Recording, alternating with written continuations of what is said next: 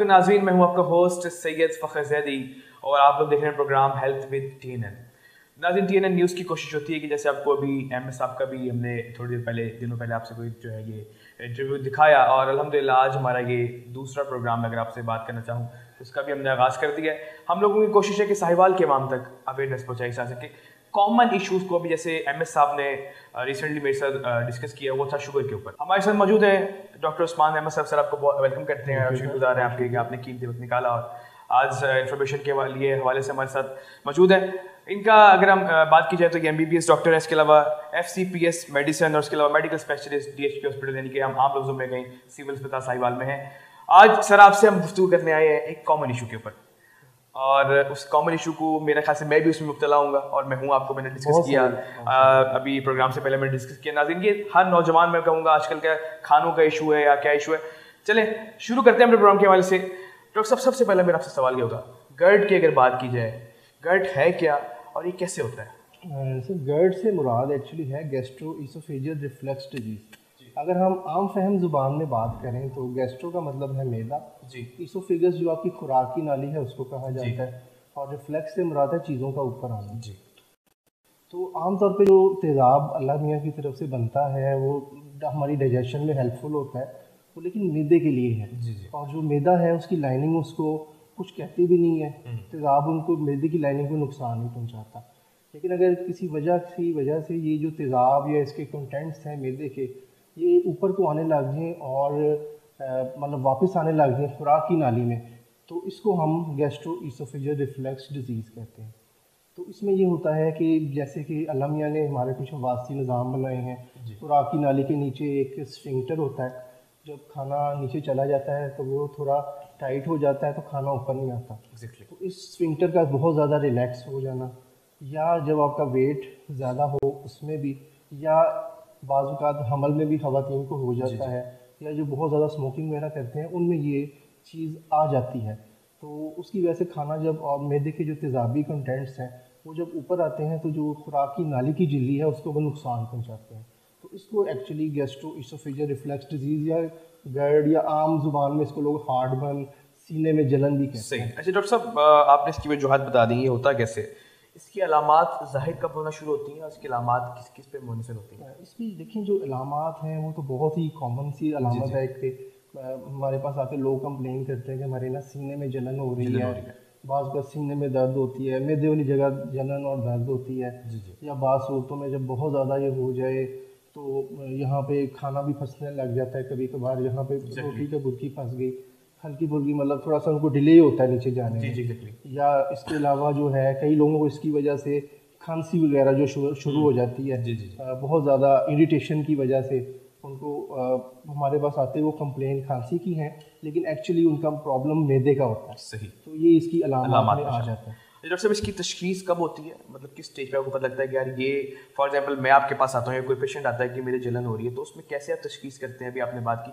थोड़ा सा मजीद इसको एलैबोरेट कर दीजिएगा। देखिए बात तो ये है कि इसमें हम सिर्फ टेस्टों पर इन्हिसार नहीं कर सकते। बिल्कुल, बात यह कि जो मॉडर्न साइंस है नो डाउट उस पर टेस्ट पे बहुत ज़्यादा हम करते हैं, लेकिन जब भी आप पेशेंट देखें आप उसे उसकी अलामात पूछें, उसका प्रॉपर मायना करें ताकि आपको पता हो कि आपने कौन से टेस्ट करने हैं। अब सीने में दर्द दिल के मसले की वजह से भी हो सकती है या किसी और, लेकिन उसकी अलामात टोटली थोड़ी सी डिफरेंट होंगी और मैदे की और होंगी। तो हम सबसे पहले मरीज़ से उसकी हिस्ट्री लेते हैं, उसकी अलामात पूछते हैं, फिर हम उसका मायना करते हैं। मायने के बाद हम कुछ टेस्ट तजवीज़ करते हैं जिसमें हम एंडोस्कोपी हो सकती है, pH मॉनिटरिंग हो सकती है, या कुछ रेडियोलॉजिकल टेस्ट भी हम करवा सकते हैं कि आया ये GERD है या क्या मसला हो रहा है। तो ये डिपेंड करता है कि पेशेंट की अलामत के ऊपर और उसकी मुआयने के ऊपर हमें क्या चीज़ें मिली। बिल्कुल। अच्छा डॉक्टर साहब, बात तो आपने सारी बता दी GERD के हवाले से क्या होता है। अगर हम बात करें नुकसानात के ऊपर, कि क्या नुकसानात हो सकते हैं, क्योंकि ज़रा पता आप हार्टबर्न की बात कर रहे थे, हर बंदे को है, लेकिन अब उसमें नुकसानात हमें नहीं पता। हमारे खासकर जो नाज़रीन को अवेयर करने के लिए खासकर यंग जनरेशन में एक बड़ा इशू आ रहा है, हम बाहर के खाने खाते हैं, मैं खुद उसमें शामिल हूँ सर, तो उसके क्या नुकसानात हो सकते हैं? देखिए सर, ये है कि एक है कि आपने कभी कभार कुछ खाना खाया बहुत ज़्यादा वो मिर्च मसाले वाला था या बहुत ज़्यादा उसमें ऑयल था, तो कभी कभार हो गया। लेकिन जब ये चीज़ मुस्तकिल रहने लग जाए और ये बहुत ज़्यादा अलामत आपको आने लग जाए तो आपको डॉक्टर से भी रुजू करना चाहिए और अपनी डाइट पे भी गौर करना चाहिए। अगर हम इसकी वजूहात में देखें तो इसकी वजूहात में हमारा सबसे पहला तो लाइफस्टाइल है जी। अब लाइफस्टाइल में देखें, जैसे हम बहुत मिर्च मसाले वाले खाने खाते हैं, कढ़ाइयाँ हैं, फिर फास्ट फूड है, उसके बाद ये ऑयली खाने बहुत ज़्यादा हैं, फिर ये कि बहुत ज़्यादा खाना, ये भी एक इसकी वजह में आ जाता है। फिर बेवक्त का खाना, 3 के बजाय लोग 5-5 टाइम खा रहे हैं, इससे भी बहुत ज़्यादा फ़र्क पड़ता है। फिर आपका फ़िज़िकल एक्टिविटी ना होना, एक ये भी है वजह। फिर उसके अलावा आप देखें और वजह आ जाती है कि ये स्मोकिंग है और माज़रत के साथ कई लोग जो हैं वो हम उन्हें कहते नहीं, वो स्मोकिंग और अल्कोहल वगैरह नहीं छोड़ते, ये भी एक इसकी वजह में आ जाता है। तो इस तरह की चीज़ें हैं जो इनकी वजूहात में आती हैं। फिर इसके नुकसान क्या हो सकता है? चले हार्ट बर्न है, बंदा कहता है चलो यार ठीक है, हार्ट बर्न हो रहा है, थोड़ा दूध पी लिया, पानी पी लिया, ठीक हो गया। तो अगर ये बहुत ज़्यादा देर रहता है तो ये बार बार जब एसिड मैदे का एसिड जो खुराकी नाली में आता है तो वो खुराकी नाली को तंग कर सकता है और फिर वहाँ खाना फंसने लग जाता है, लोगों को दर्द होती है खाना खाते वक्त। तो उसके लिए फिर हम ईसोफेजियल स्ट्रक्चर जिसको कहते हैं। फिर यह है कि अल्लाह मियाँ ने जो मैदे की झिल्ली बनाई है उसकी साख्त और है, जो खुराकी नाली की झिल्ली है उसकी साख्त और है। जब मैदे की नाली, जो मैदे के जो साख्त है झिल्ली की, वही साख्त जब खुराकी नाली की हो जाएगी तो हम इसको बैरेट ईसोफेगस कहते हैं। अब बैरेट ईसोफेगस क्यों नुकसानदेह है कि अल्लाह ना करे ये सरतान में भी, कैंसर में भी चेंज हो सकती है। तो ये इसके नुकसानात हैं जो बहुत अगली स्टेज पे जाके आ सकते हैं अगर आप इसका टाइम पे सदेबाब नहीं करते। बिल्कुल नाज़रीन, बात डॉक्टर साहब की बिल्कुल ठीक है। मैं यहाँ पर आप लोगों को एक मैसेज भी देना चाहूँगा। इसको देखिए, कभी बात की हमने पिछले प्रोग्राम में साइलेंट किलर डायबिटिक्स के बारे में। नाज़रीन, मैं अगर इसको साइलेंट किलर कहूँ तो कम बात नहीं, क्योंकि ये भी इंसान को जो है वो आहिस्ता आहिस्ता मौत की तरफ लेके जाता रहता है। नाज़रीन, मुझे दीजिए इससे इजाज़त, मिले तो छोटी सी ब्रेक, इंशाल्लाह मिलते हैं आफ्टर ब्रेक। आसमान को छूने की चाहतों के साथ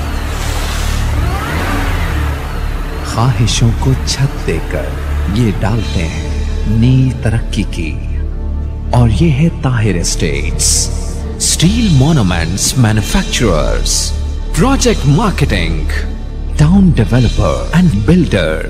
ताहिर एस्टेट्स साहिवाल का सबसे पहला और वाहिद इंटरनेशनल ISO सर्टिफाइड इदारा और चैम्बर ऑफ कॉमर्स की तरफ से बेस्ट अचीवमेंट अवार्ड हासिल कर चुका है,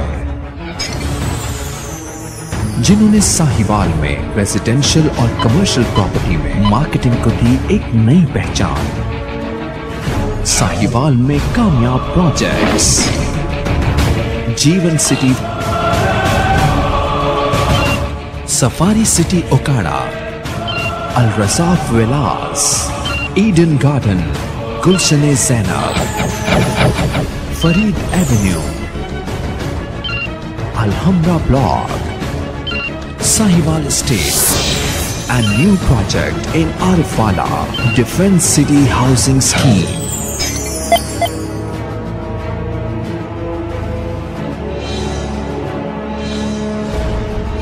The largest marketing network in real estate.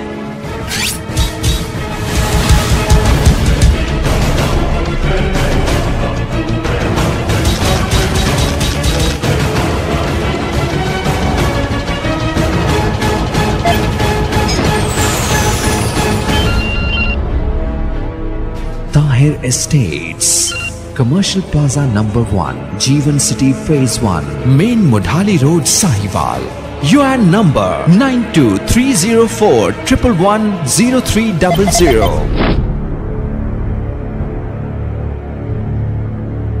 Welcome back नाज़रीन, और हमारा प्रोग्राम जो है वो जारी है। हमारे साथ डॉक्टर उस्मान साहब मौजूद हैं और एक अच्छी इन्फॉर्मेशन जो है वो हम तक डॉक्टर साहब शेयर कर रहे हैं। ज़ाहिर बात है ये इन्फॉर्मेशन बहुत कम प्रोग्राम में होती है, लेकिन उन्होंने हेल्थ विद TNN के प्रोग्राम अपना आगाज़ कर दिया है।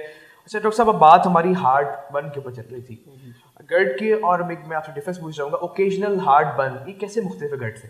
बिल्कुल, जैसे हमने पहले भी एक्सप्लेन किया कि अगर एक आपको कभी कभी आपने कोई बहुत ज़्यादा ओवर ईटिंग कर ली है, बहुत ज़्यादा स्पाइसी फूड ले लिया, मसालेदार ले लिया, बहुत ज़्यादा ऑयली फूड ले लिया, या आपने रात के टाइम बहुत ज़्यादा इस तरह की कोई खा ली है चीज़, तो कभी कभार हो गया आपको और ख़ुद भी ठीक हो गया, तो ये होता है कि चले एक सेल्फ लिमिटिंग सी चीज़ है, आपने चेंज कर लिया। अब बाज़ का फिर बीमारी स्टेज पे पहुंच जाती है कि भाई आपको दवाइयों के बगैर आराम ही नहीं आ रहा, आप वो over the counter medical store से जाके वो मैदे वाला कैप्सूल जो मशहूर है हमारा, वो भी खाई जा रहे हैं, फिर भी आराम नहीं आ रहा। तो फिर आपको ज़रूर एंटासिड्स भी आप ले चुके हैं, सिरप भी पी चुके हैं, जो जो आपको मिले, फिर आपको ये गर्ड की बीमारी की तरफ आप जा रहे हैं, तो इसमें आपको फिर डॉक्टर से रजू भी करना चाहिए, अपने टेस्ट भी करवाने चाहिए, और सबसे ज़रूरी है कि आपको अपना लाइफस्टाइल चेंज करना चाहिए। बिल्कुल। अच्छा डॉक्टर साहब, मेरा यहाँ पर एक अहम सवाल आपसे होगा। मैं आपके यहाँ पर सवाल में वैसे मैं ये सवाल ऐड नहीं करके आया, लेकिन मेरा ये सवाल आपके लिए है, सेल्फ मेडिकेशन की आपने बात की कि खुद से जाके करते हैं, इसका क्या नुकसान है? एक मैसेज हमारे साहिवाल के माँ बाप जो इस टाइम हमारा ये शो देख रहे हैं, all over the Pakistan, all over the world, जहाँ जा रहा है हमारा प्रोग्राम, उनको ये सेल्फ मेडिकेशन के हवाले से एक मैसेज। देखिए, बात ये है कि आप हमारे बहुत सारे दोस्त हैं, डॉक्टर्स भी हैं, वो भी हमसे ये गिला करते हैं जी, और वो हमसे भी गिला करते हैं, और उनका गिला जायज़ भी है, क्योंकि ये देखिए जब सेल्फ मेडिकेशन होती है उसमें स्पेशली अगर आप एंटीबायोटिक्स पे आ जाएं जी, तो हम बाज़ जो मेडिकल स्टोर से जाकर दवाई ले रहे होते हैं गला ख़राब के लिए, वो होता ही वायरल इन्फेक्शन है, उसमें आपको एंटीबायोटिक की ज़रूरत नहीं होती, आप उसमें और बहुत हैवी एंटीबायोटिक ले लेते हैं जाके, और वो इस तरह फिर एंटीबायोटिक की रेजिस्टेंस आ रही है कि अब जो है बड़ी से बड़ी दवाई से भी अब हमें आराम नहीं बुखार से लोगों को आ रहा है। फिर दूसरा ये है कि बाज़ लोग कहते हैं यार ये सीने में जलन है या दर्द है तो हम बस मैदे का कैप्सूल खा लें। अब अगर एक बड़ी उम्र का बंदा जिसको रिस्क फैक्टर्स भी हैं दिल की बीमारी के, उसको सीने का दर्द हो रहा है तो उसको लाइट नहीं लेना चाहिए, उसको डॉक्टर से रिजू करना चाहिए कि ECG करानी है कोई और, अपने तौर पे आप कैप्सूल ले लेंगे तो वो हो सकता है कि बहुत कोई दिल का बड़ा मसला छुपा रह जाए, या वो आपने मैदे का दर्द समझ लिया, दर्द वो सीने का था। तो इसलिए जो रजिस्टर्ड है, जो मेडिकल प्रैक्टिशनर है, आप डॉक्टर है, आप उससे रजू ज़रूर करें कि भाई ये मसला क्या है जो मुझे बार बार हो रहा है।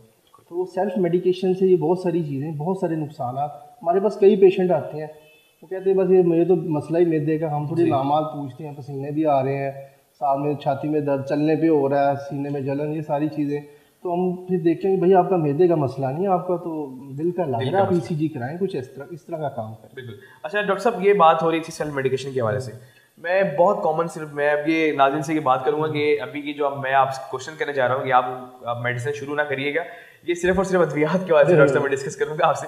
सेल्फ मेडिकेशन की चलें एक बात डिफरेंट होगी, हार्ट बर्न क्योंकि एक कॉमन इशू है, अगर आपका ये हार्ट बर्न डॉक्टर साहब या आप ये कोई भी डॉक्टर जो है वो तशखीस करते हैं तो फिर कौन सी मेडिसिन जो है वो यूज़ होती है?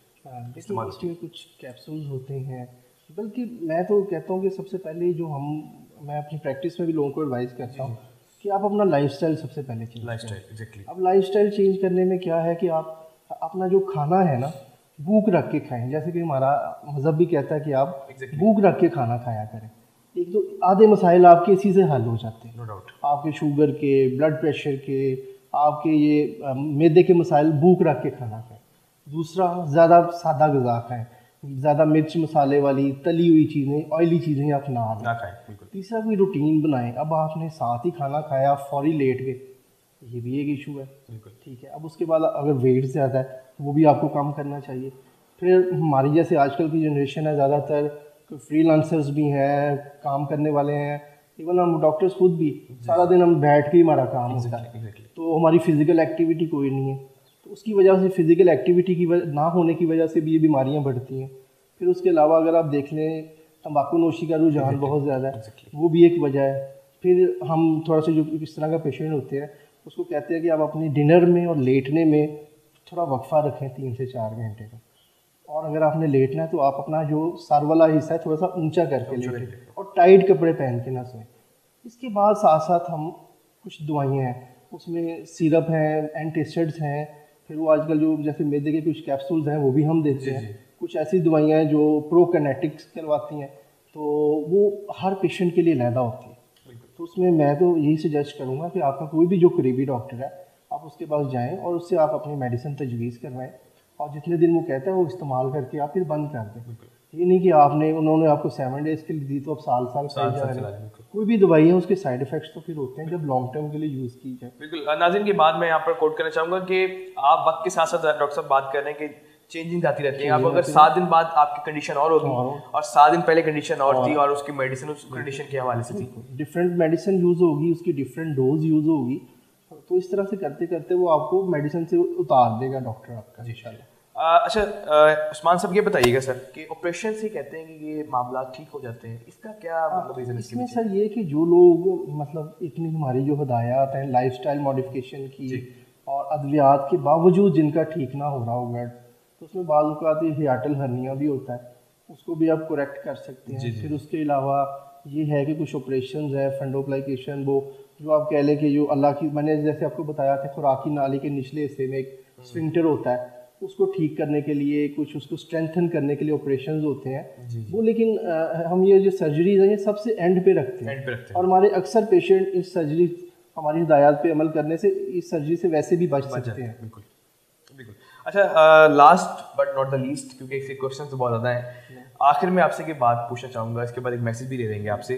स्ट्रेस, ज़ाहिर बात है मैं भी इसमें मुब्तला हूँ, आप भी हैं। मैं बात करूँ कि अगर देखा जाए डॉक्टर साहब, तो पूरी दुनिया में स्ट्रेस एक आम चीज़ है और वो एक कॉमन है। स्ट्रेस और GERD का क्या ताल्लुक है, कैसे मुख्तलिफ है? जी बिल्कुल सर, जैसे आपने बताया है कि स्ट्रेस आजकल बहुत कॉमन है, उसमें हमारा लाइफस्टाइल है, हमारी एक कॉम्पिटिटिव इन्वायरमेंट है वर्क प्लेस पे, फिर बहुत ज़्यादा मटेरियलिज्म भी आ गया है, बहुत ज़्यादा का ना होना, ये सारा चीज़ें हमारी स्ट्रेस में, जब आपके मुताबिक चीज़ें नहीं हो पा रही होती तो आप स्ट्रेस का शिकार हो जाते हैं।